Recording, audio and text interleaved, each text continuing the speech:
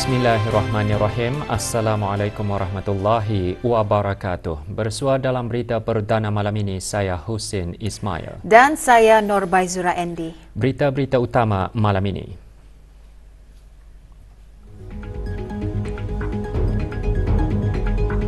Kebawah Duli Yang Maha Mulia Paduka Seri Baginda Sultan dan Yang di-Pertuan Negara Brunei Darussalam berangkat ke Riyadh, Arab Saudi bagi menghadiri sidang kemuncak ASEAN GCC.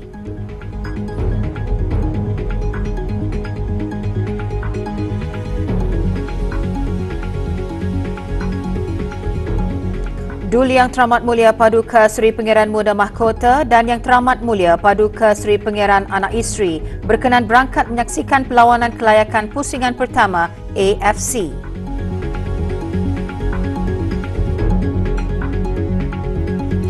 Kebawah Duli Yang Maha Mulia Paduka Seri Baginda Sultan Haji Hassan Al-Bolkiah Muizzaddin Wad Daulah Ibni Almarhum Sultan Haji Omar Ali Saifuddin Sa'dul Khairiwaddin Sultan dan Yang di-Pertuan Negara Brunei Darussalam berangkat ke Riyadh, Arab Saudi bagi menghadiri sidang kemuncak ASEAN Gulf Cooperation Council GCC yang akan berlangsung pada 20 Oktober 2023. Berangkat mengiringi Kebawah Duli Yang Maha Mulia Paduka Seri Baginda Sultan dan Yang di-Pertuan Negara Brunei Darussalam ialah Duli Yang Teramat Mulia Paduka Seri Pangeran Muda Abdul Matin.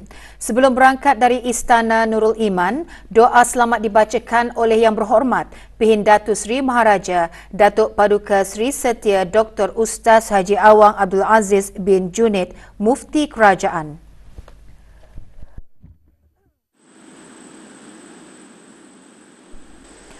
Berangkat di hangar penerbangan ke bawah Duli Yang Maha Mulia di Rimba bagi menyembahkan selamat berangkat ialah ahli-ahli kerabat diraja. Juga hadir Yang Amat Mulia Pangeran-Pangeran Kshatriya, Yang di-Pertua Majlis Mesyuarat Negara, Menteri-Menteri Kabinet, ahli-ahli Majlis Mesyuarat Diraja, timbalan-timbalan menteri dan pemangku Pesuruhjaya Pasukan Polis di Raja Brunei.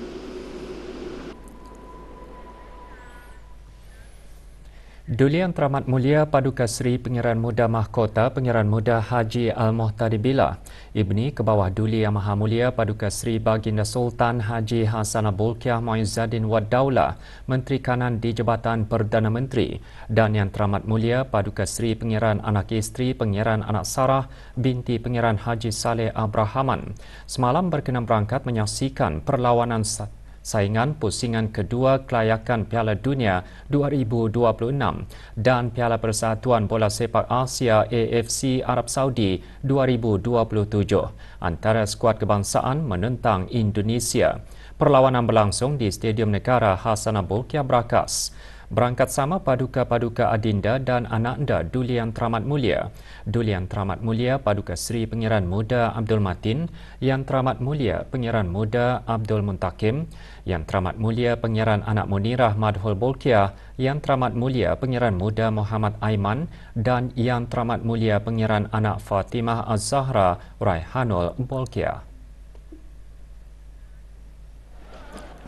Dalam perlawanan ini, skuad kebangsaan tewas 0-6 kepada Indonesia. Gol-gol Indonesia diperoleh menerusi hoki Caraka Brilliant yang menjaringkan 2 gol, manakala AG Maulana Vikri, Witan Sulaiman, Rizky Ridho Ramadhani dan Ramadan Sananta masing-masing menjaringkan 1 gol.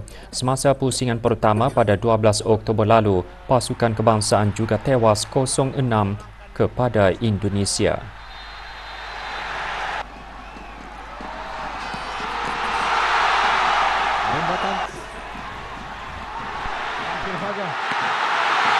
Itu dia sekarang pelepas Ramadan Sananta. Itu dia. Hanya perlu menghabiskan masa perlawanan. Tabung Kemanusiaan Rakyat Palestin di Gaza 2023 dan Jawatan Kuasa Kebangsaan Tabung berkenaan ditubuhkan atas perkenan ke bawah Duli Yang Maha Mulia Paduka Seri Baginda Sultan dan Yang di-Pertuan Negara Brunei Darussalam. Pagi tadi diadakan majlis pelancaran SMS Brunei Prihatin Tabung Kemanusiaan Palestin di Gaza 2023 di Bilik Persidangan Stadium Negara Hassanah Bolkiah, Berakas. Berucap pada majlis pelancaran tersebut, Yang Berhormat Pihin Udana Khatib Datuk Paduka Seri Setia Ustaz Haji Awang Badarudin bin Pengarah Datuk Paduka Haji Awang Osman, Menteri Hal Ehwal Ugama antara lain menjelaskan usaha penubuhan tabung kemanusiaan sangat disanjung tinggi dari segi ugama. Manakala Yang Berhormat Datuk Seri Setia Awang Haji Nazmi bin Haji Muhammad, Menteri Kebudayaan Belia dan Sukan berkata, tempoh kutipan akan dijalankan selama 3 bulan. Yang penting di sana ialah kemanusiaan ditekankan di sana.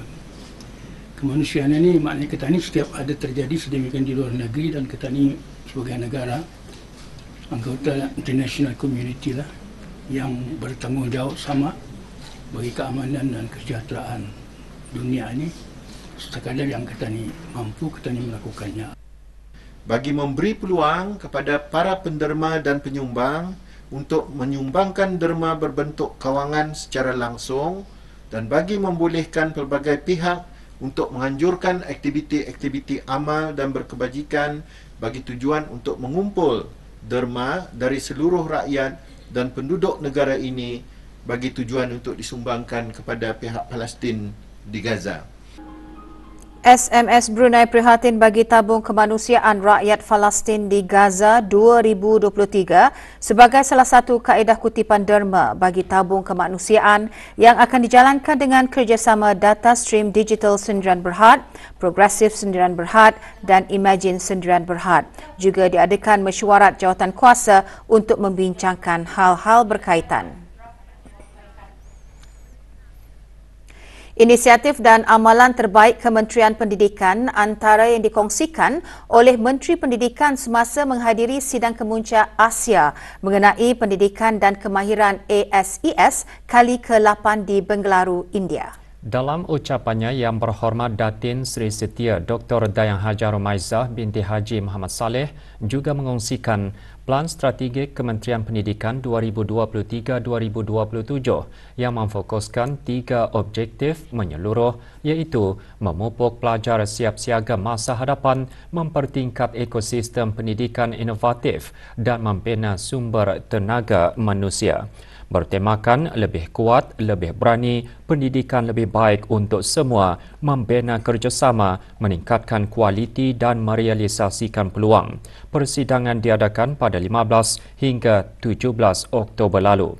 Yang merupakan acara tahunan yang berfungsi sebagai bab Asia bagi Forum Dunia Pendidikan Tahunan. Menerusi persidangan ini, para Menteri Pendidikan, penggubal dasar kanan dan pemimpin-pemimpin berpengaruh dalam sektor pendidikan dan kemahiran dari India, negara-negara Asia dan beberapa ekonomi yang sedang pesat membangun di luar rantau ini berkongsi pandangan dan membincangkan cabaran dan peluang dalam sektor pendidikan dan kemahiran di Asia.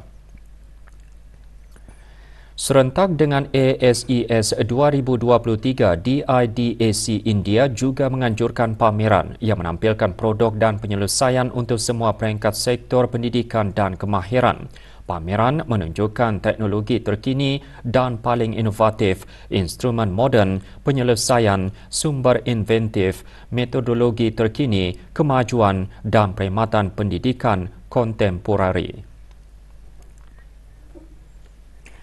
Jabatan Perkhidmatan Elektrik memohon maaf atas sebarang kesulitan yang dialami berikutan gangguan bekalan elektrik. Ikuti bahan beritanya selepas ini.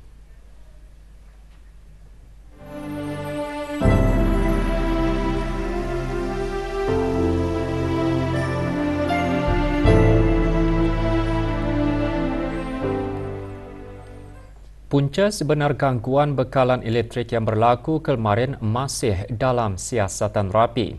Walau bagaimanapun, Jabatan Perkhidmatan Elektrik menjelaskan gangguan berpunca daripada gangguan operasi pada sistem penjanaan elektrik di beberapa stesen jana kuasa elektrik. Dalam temu bual bersama RTB, Pemangku Setiausaha Tetap Tenaga Jabatan Tenaga di Jabatan Perdana Menteri menyatakan bekalan elektrik ke kawasan-kawasan yang terjejas di sebahagian daerah Brunei dan Muara, daerah Tutong dan daerah Belait telah pulih secara berperingkat bermula pukul 2.20 petang kemarin.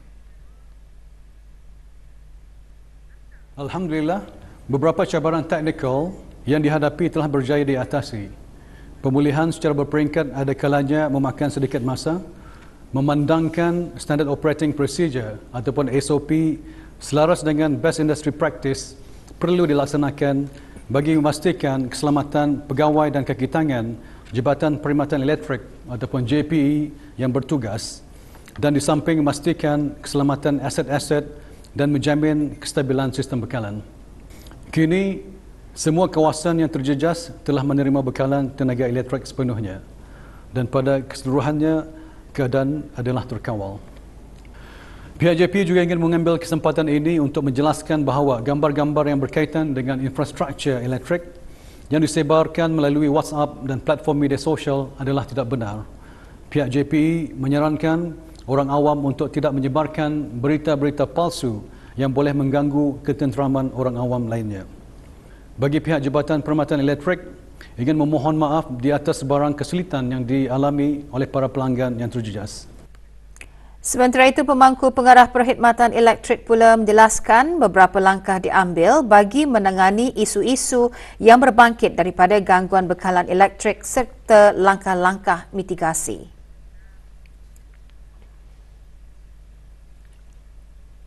Saranan jabatan adalah bagi orang awam untuk tidak berasa panik atau cemas dalam menghadapi situasi sedemikian.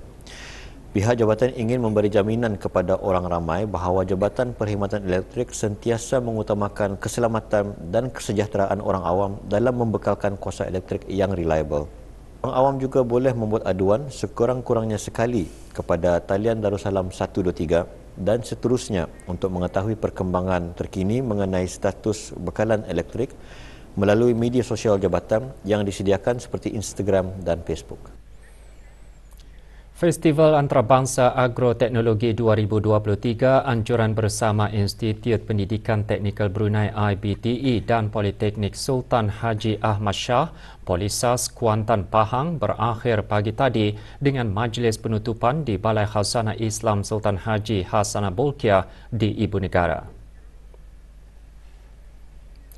Hadir Tuan Yang Terutama Dato' Raja Reza bin Raja Zaib Shah, Pesuruhjaya Tinggi Malaysia ke Negara Brunei Darussalam, pengisian majlis penyampaian sijil kepada peserta program pertukaran pelajar SIMIO antara IBTE dan Polisas serta Majlis Perwakilan Pelajar Polisas dan IBTE. Program dihasrat mampu menarik minat para belia dan pelajar untuk menjadi pelapis kepada petani sedia ada dengan menerapkan penggunaan teknologi semasa. Universiti Brunei Darussalam UBD menerima 150 buah buku sumbangan Kedutaan Qatar. Sumbangan buku merangkumi 31 judul buku pelbagai genre buku Arab dari kesusastraan Islam, ekonomi dan sejarah, menambah lagi koleksi buku di perpustakaan UBD. Buku tersebut diserahkan oleh Tuan Muhammad Abdul Rahman M.A. Al-Jufairi, Kuasa Usaha Sementara Kedutaan Qatar kepada Dr. Hazri bin Haji Kifli, Naib Chancellor UBD. Sumbangan buku itu merupakan lambang hubungan mesra dalam pendidikan, kebudayaan dan kesenian antara negara Brunei Darussalam dan Qatar. Buku tersebut adalah untuk memperkayakan sumber-sumber pembelajaran yang terdapat di perpustakaan UBD dan membolehkan lebih ramai pembaca Brunei memahami dan belajar tentang negara Qatar. Beberapa tapak perusahaan pertanian dan perhutanan di daerah Belait menjadi tumpuan lawatan kerja ahli Majlis Mesyuarat Negara pagi tadi. Lawatan tertumpu di Golden Chick Livestock Farm Sendirian Berhad di kawasan kemajuan pertanian Sungai Petai, WIWI Farm Sendirian Berhad di kawasan kemajuan pertanian Merangking dan syarikat TS Wood Sendirian Berhad di hutan simpan pengkajian Bukit Sawat, Sungai Mau, Labi. Lawatan seumpamanya antara lain bertujuan memberikan perkembangan dan pencapaian terkini para pengusaha dalam memastikan keluaran serta sumbangan daripada sektor sumber-sumber utama dan pelancongan kepada pertumbuhan keluaran dalam negara kasar KDNK. Pengurusan harta hibah penting untuk disegerakan jika berlaku kematian dalam ahli keluarga kerana harta yang melibatkan hibah perlu didahului sebelum masuk bahagian faraid. Perkara tersebut antara yang disentuh semasa program pendidikan syariah bertajuk Hibah, Satu Solusi Perwarisan Harta. Program anjuran Kolej Universiti Perguruan Agama Seri Begawan Kupu SB dengan kerjasama Persatuan Siswazah Wanita Negara Brunei Darussalam diadakan pagi tadi di Kupu SB. Yang Arif Haji Awang Hassan bin Haji Awang Metali, Hakim Mahkamah Tinggi Syariah dalam pembentangan khas juga menekankan hubungan dan persetujuan ahli keluarga merupakan kunci kepada kelancaran dalam pembahagian harta hibah. Menghadiri program yang berhormat Pengiran Haji Isa bin Pengiran Haji Aliuddin, Ahli Majlis Mesyuarat Negara dan Dr. Haji Adnan bin Haji Basar, Rais Kupu SB.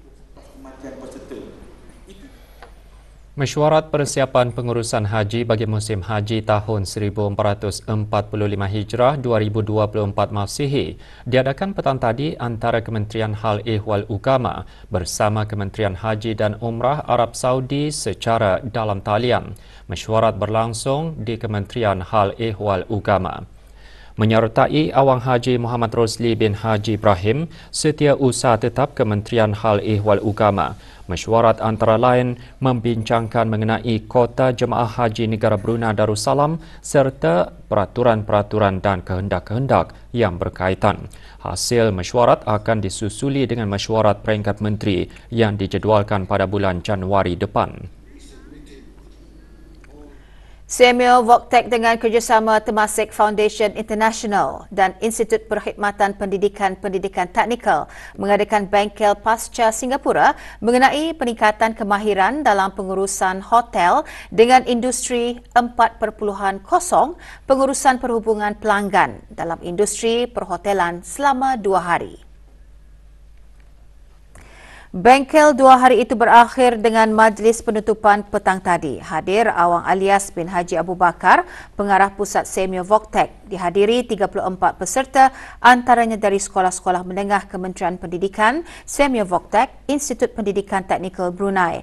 Majlis diadakan di salah sebuah hotel di Gadong. Skim bimbingan asas mu'alaf dalam bahasa Inggeris yang bermula 3 Oktober lalu berakhir petang tadi dengan majlis penutupan dan penyampaian sijil. Majlis berlangsung di Pusat Dakwah Islamiyah. Penyampaian sijil kepada peserta disempurnakan oleh Awang Haji Ahmad Abdul Salam bin Haji Abdul Rahman, Pemangku Pengarah Pusat Dakwah Islamiyah, dikendalikan oleh Pusat Dakwah Islamiyah melalui bahagian pembangunan mu'alaf, tarbiyah mu'alaf. Skim diadakan bagi memberikan bimbingan dan pendedahan melalui tajuk-tajuk yang disampaikan dan menambahkan lagi ilmu pengetahuan Islam di kalangan para mu'alaf, terutama dalam bidang akidah, ibadah dan akhlak. 2 individu dikenakan denda kompaun kerana melakukan kesalahan melanggar bab 12-1 di bawah Akta Kesalahan Rampaian 2021, kesalahan meninggalkan sampah di tanah lapang di kawasan Anduki.